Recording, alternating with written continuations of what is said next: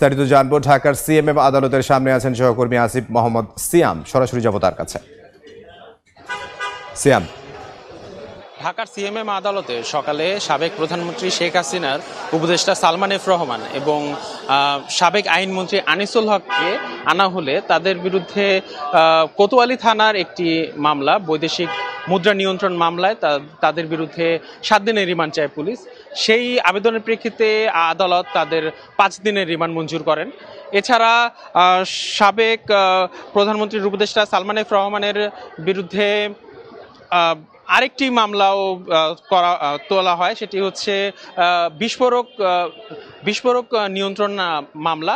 সেই মামলায়ও তার বিরুদ্ধে রিমান্ড চাওয়া হয়, কিন্তু যেহেতু ইতিমধ্যে তার বিরুদ্ধে 5 দিনের রিমান্ড দেওয়া হয়েছে অন্য একটি মামলায়, তাই এই বিস্ফোরক আইন নিয়ন্ত্রণ মামলাটি রিমান্ড খারিজ করে দেওয়া হয় এবং তাকে কারাগারে প্রেরণ করা হয়।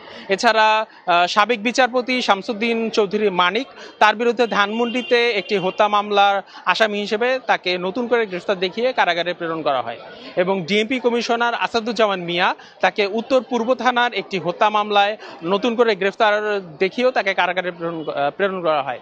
যেহেতু আসামিদের বিরুদ্ধে কোনো ধরনের রিমান্ড চাওয়া হয়নি, তাই তাদেরকে কোনো রিমান্ড দেওয়া হয় না এবং রিমান্ড ছাড়াই তাদেরকে সরাসরি গ্রেফতার দেখিয়ে কারাগারে পাঠানো হয়েছে। এবং যাত্রাবাড়ি থানার যে ওসি আবুল হাসান, তার বিরুদ্ধে যাত্রাবাড়ি থানায় একটি শিক্ষার্থী হত্যা মামলা, সাকিব হত্যা মামলায় তার বিরুদ্ধে মামলা করা হলে তাকে গ্রেফতার দেখিয়ে তাকে গ্রেফতার দেখানো হয়। এবং এছাড়া বুধবার রাতে জাফরুল্লাহ চৌধুরী, আওয়ামী লীগের সভাপতি মণ্ডলীর সদস্য, তাকেও গ্রেফতার করা হয়েছে। ধারণা করা হচ্ছে আজকে তাকে আদালতে তোলা হবে। তো সিএমএম আদালত থেকে আমার কাছে এই ছিল সর্বশেষ। সিএমএম আদালতের সামনে থেকে আসিফ মোহাম্মদ সিয়াম।